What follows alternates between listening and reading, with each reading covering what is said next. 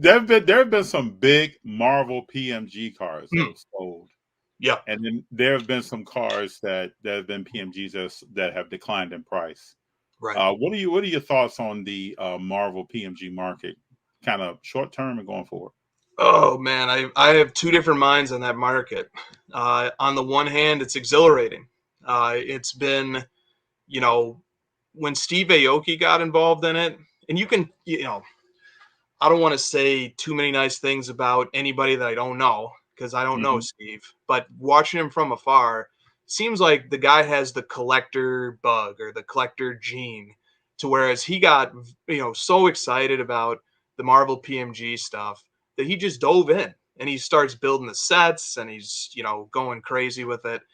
And to me, that's a great sign for a market when it's supported at its foundation by people who are just rabid, passionate collectors. And so Steve sort of is the face of passionate Marvel PMG collecting. And so for that reason, that's a market, that just me as a guy sitting from afar observing it, I say, wow, that's something that speaks strongly to the fundamentals of that market long term. But on the other hand, there also was a lot of speculation and speculative buying at the institutional level when it came to these Marvel PMGs. And so, entities were buying them up in bulk and then listing them for sale on different marketplaces. And it started to create, a weird supply and demand dynamic because they would all show up on eBay. They'd all get bought up for all time high after all time high after all time high. But then they get graded, and then they just turn around and they're all getting sold quickly. And so that's very confusing. It's too high of a turnover. It's and from that point of view, it doesn't feel like a market that's being supported by a strong collector base. Instead, it starts to feel like a very speculative market that's been Mhm. run up and that's been hyped up and that's been pumped up. And so, you know, it's there's a lot of sides to the Marvel PMG thing, but one last thing I'll say is that I know a handful of guys who just actually love those cards and they really care about the long-term sustainability of that market. They don't want to be buying Marvel PMGs for 4 and 5 figures and then 6 months from now, the value just plummets. They don't want that to happen. They're concerned about that. So, Yep. I think that there's good people collecting those cards, people who are not trying to mislead or manipulate the market, not people who are trying to do pump and dumps. And if you have enough good people collecting a card, compiling its collector base, then I think the long-term market fundamentals for those cards are pretty good. I agree with that. I know some Marvel car collectors that are real deal car collectors, Exactly. and they get excited. I've talked to several of them. Another question that I have is, what do you think about pump and dump? Oof. Do you think this is you think it's real? You think it's something that people are kind of making up? Do you think there's an agenda out there on that? Oh, 100%. I've seen it happen. I've personally, over the card ladder's been around for almost 2 years. I've personally verified or sent to purgatory 2.5 million sales. In I've 2 years. in 2 years. Okay, so that okay, that's just me personally. We have other researchers too. That's a data point right there now. Yeah. So I've seen stuff. I've seen some crazy, crazy stuff happen.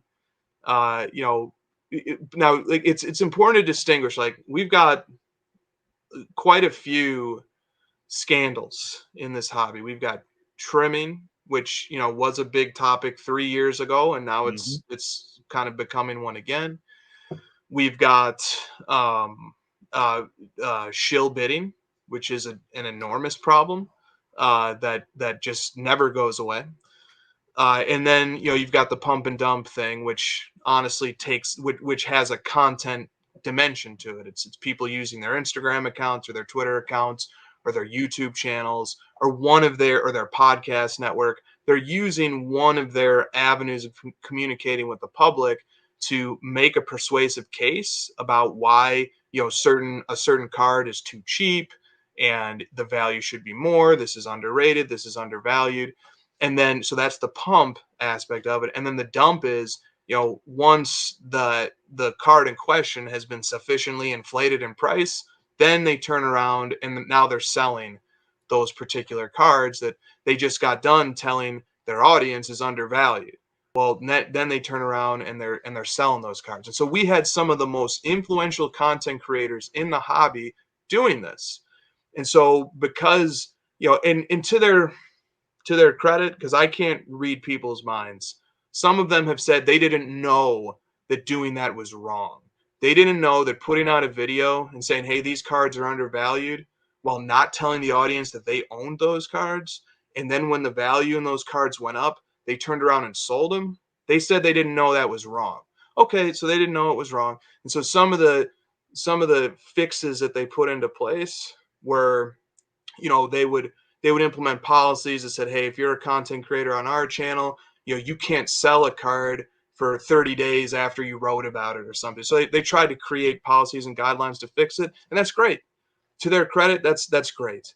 And so in that sense, we're step by step learning and growing and evolving as a community to self-regulate, to create better standards, to create better norms.